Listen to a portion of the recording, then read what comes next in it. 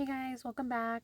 Sorry I did not upload yesterday. I tried to make my video and my daughter woke up halfway through while I was making it, and then I tried to do it after she went to sleep, but it was like a little bit before 1 a.m. and I was just exhausted and tired, so I just went to bed. But I hope everyone is having a good holidays. We're almost to New Year's and starting a new year. And I just really hope that everyone has a good new year. And I know that I've read and seen a lot of people who they read the Bible every year. And I feel like a lot of them start at the beginning at Genesis, like at the beginning of the year in January. And I know I did not do that. So, but that's okay. I mean, I think you go at whatever works for you, right? So, to anyone new that has found my videos, welcome. Please join me in reading the Bible, getting to know God, and just bringing Him into your life and letting Him transform it for the better. So, just open your heart and mind to Him and let Him in, invite Him into your life, and let Him do His work. So, let's get started, guys. When Israel had finished killing everyone living in Ai, who had pursued them into the open country, and when every last one of them had fallen by the sword, all Israel returned to Ai, and struck it down with the sword. The total of those who fell that day, both men and women, was 12,000, all the people of Ai. Joshua did not draw back his hand that was holding the javelin until all the inhabitants of Ai were completely destroyed. Israel plundered only the cattle and spoil of that city for themselves, according to the Lord's command that he had given Joshua.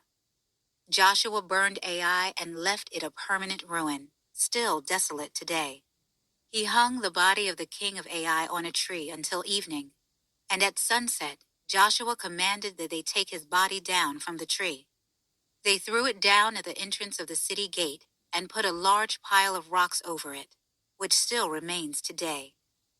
At that time, Joshua built an altar on Mount Ebal to the Lord, the God of Israel, just as Moses the Lord's servant had commanded the Israelites.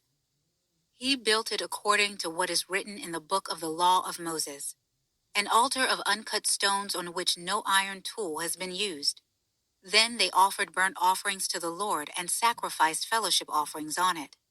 There on the stones, Joshua copied the law of Moses, which he had written in the presence of the Israelites.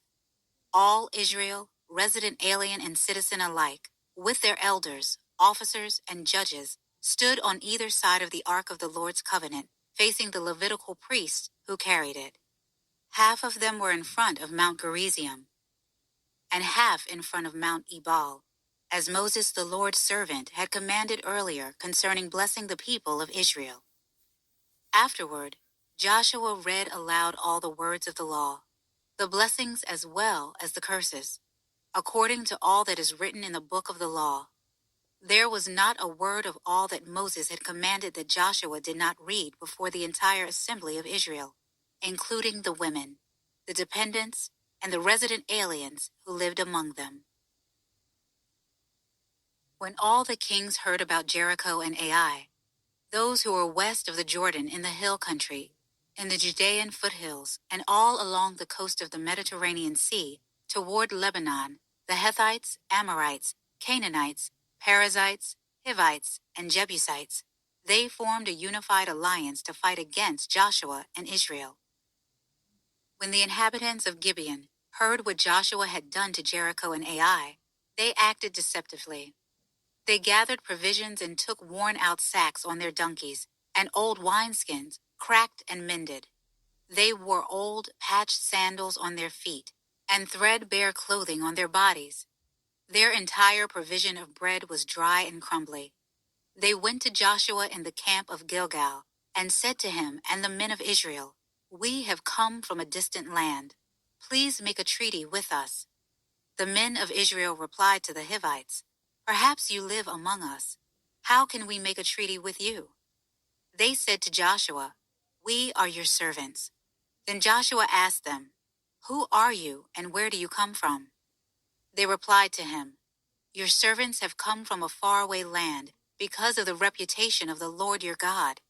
For we have heard of his fame, and all that he did in Egypt, and all that he did to the two Amorite kings beyond the Jordan, King Sihon of Heshbon, and King Og of Bashan, who was in Ashtaroth.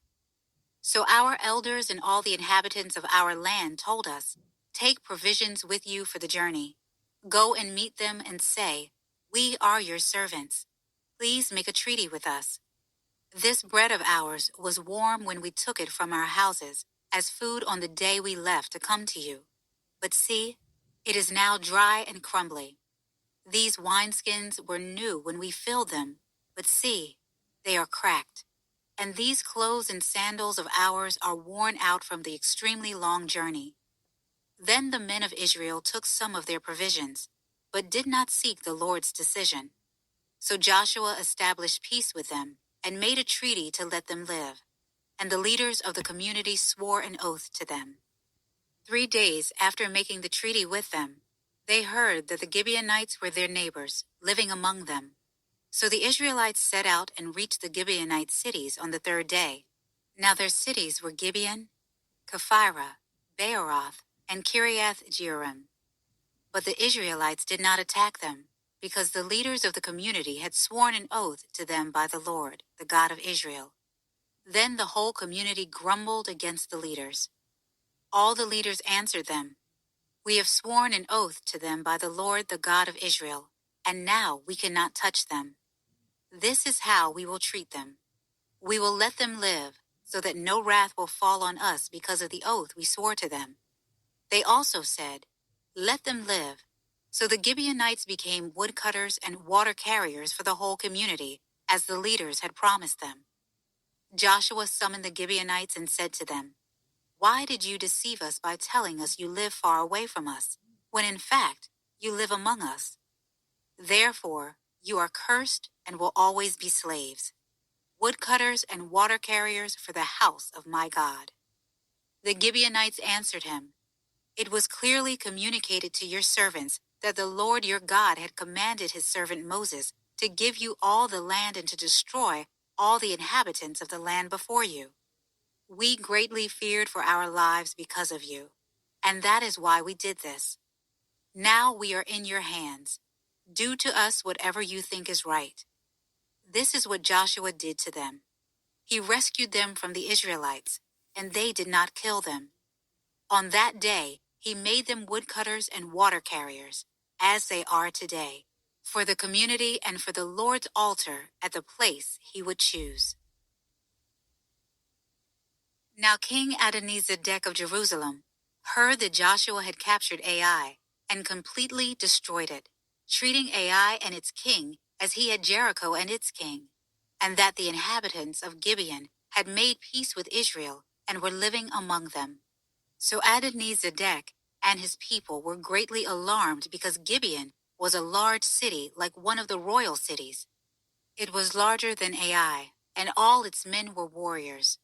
Therefore, King Adonizedek of Jerusalem sent word to King Oham of Hebron, King Piram of Jarmuth, King Japhia of Lachish, and King Debir of Eglon, saying, "Come up and help me. We will attack Gibeon, because they have made peace with Joshua and the Israelites." So the 5 Amorite kings, the kings of Jerusalem, Hebron, Jarmuth, Lachish, and Eglon, joined forces, advanced with all their armies, besieged Gibeon, and fought against it. Then the men of Gibeon sent word to Joshua in the camp at Gilgal, "Don't give up on your servants. Come quickly and save us. Help us, for all the Amorite kings living in the hill country have joined forces against us." So Joshua and all his troops, including all his best soldiers, came from Gilgal. The Lord said to Joshua, "Do not be afraid of them, for I have handed them over to you. Not one of them will be able to stand against you." So Joshua caught them by surprise, after marching all night from Gilgal. The Lord threw them into confusion before Israel. He defeated them in a great slaughter at Gibeon, chased them through the ascent of Beth Horon, and struck them down as far as Ezekah and Makkedah. As they fled before Israel, the Lord threw large hailstones on them from the sky along the descent of Beth-horon, all the way to Azekah, and they died. More of them died from the hail than the Israelites killed with the sword. On the day the Lord gave the Amorites over to the Israelites, Joshua spoke to the Lord in the presence of Israel. Sun, stand still over Gibeon, and moon over the valley of Ajalon. And the sun stood and the moon stopped, until the nation took vengeance on its enemies. Isn't this written in the book of Jashar? So the sun stopped in the middle of the sky, and delayed its setting almost a full day. There has been no day like it before or since, when the Lord listened to a man, because the Lord fought for Israel. Then Joshua and all Israel with him returned to the camp of Gilgal. Now the 5 defeated kings had fled and hidden in the cave at Makkedah. It was reported to Joshua, "The 5 kings have been found. They are hiding in the cave at Makkedah." Joshua said, "Roll large stones against the mouth of the cave, and station men by it to guard the kings. But as for the rest of you, don't stay there. Pursue your enemies and attack them from behind. Don't let them enter their cities, for the Lord your God has handed them over to you." So Joshua and the Israelites finished inflicting a terrible slaughter on them until they were destroyed, although a few survivors ran away to the fortified cities. The people returned safely to Joshua in the camp of Makkedah, and no one dared to threaten the Israelites. Then Joshua said, "Open the mouth of the cave, and bring those 5 kings to me out of there." That is what they did. They brought the 5 kings of Jerusalem, Hebron, Jarmuth, Lachish, and Eglon to Joshua out of the cave. When they had brought the kings to him, Joshua summoned all the men of Israel and said to the military commanders who had accompanied him, "Come here and put your feet on the necks of these kings." So the commanders came forward and put their feet on their necks. Joshua said to them, "Do not be afraid or discouraged. Be strong and courageous, for the Lord will do this to all the enemies you fight." After this, Joshua struck them down and executed them. He hung their bodies on 5 trees, and they were there until evening.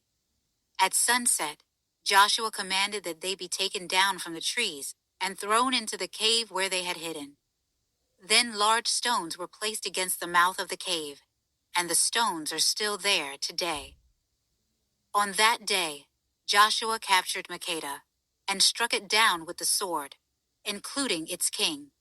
He completely destroyed it and everyone in it, leaving no survivors. So he treated the king of Makkedah as he had the king of Jericho. Joshua and all Israel with him crossed from Makkedah to Libnah and fought against Libnah. The Lord also handed it and its king over to Israel. He struck it down, putting everyone in it to the sword, and left no survivors in it. He treated Libnah's king as he had the king of Jericho. From Libnah, Joshua and all Israel with him crossed to Lachish.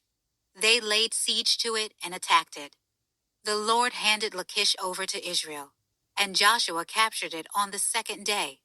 He struck it down, putting everyone in it to the sword, just as he had done to Libnah. At that time, King Horam of Gezer went to help Lachish, but Joshua struck him down along with his people, leaving no survivors. Then Joshua crossed from Lachish to Eglon, and all Israel with him. They laid siege to it and attacked it. On that day, they captured it and struck it down, putting everyone in it to the sword. He completely destroyed it that day, just as he had done to Lachish. Next, Joshua and all Israel with him went up from Eglon to Hebron and attacked it. They captured it and struck down its king, all its villages, and everyone in it with the sword. He left no survivors, just as he had done at Eglon. He completely destroyed Hebron and everyone in it.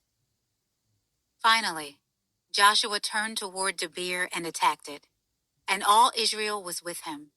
He captured it, its king and all its villages.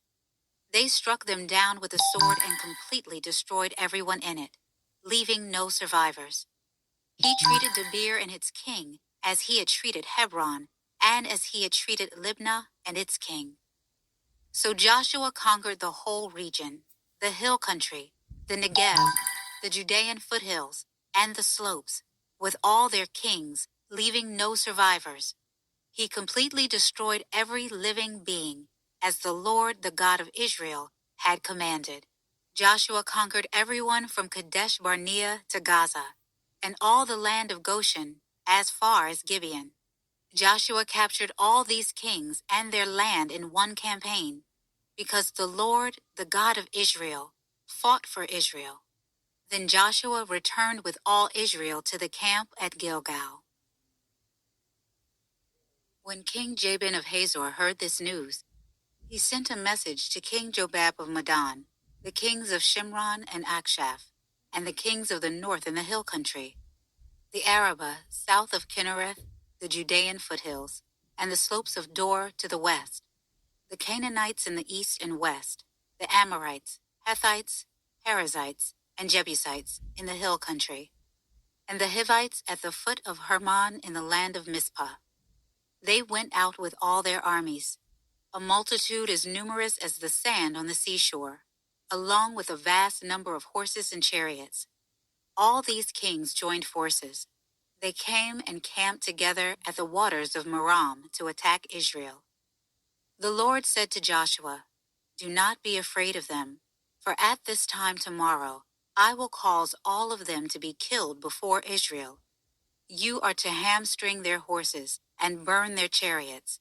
So Joshua and all his troops surprised them at the waters of Merom and attacked them.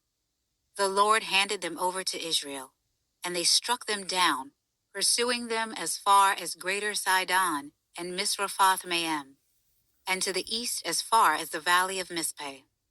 They struck them down, leaving no survivors. Joshua treated them as the Lord had told him. He hamstrung their horses and burned their chariots. Okay, guys, there we have it. And if you heard my phone notifications going off here towards the end, I'm so sorry. I'm not going to lie, guys. I'm not going to re-record this. I'm tired and I'm not having a good day. And I just don't feel like going through those chapters again. So, because this is already like my third, fourth time because I recorded it, tried to do it yesterday, and now here I am again. I'm not going to do it again. So I apologize. And I'm sorry I'm not like super, I don't know, myself today. I'm not having a good day. So, but I'm trying to be disciplined with reading the Bible. And so here we are. And I promise I will turn my phone notifications on silent tomorrow so that I don't have that problem again. So, all right, guys, join me tomorrow for tomorrow's chapters. Thanks. Bye.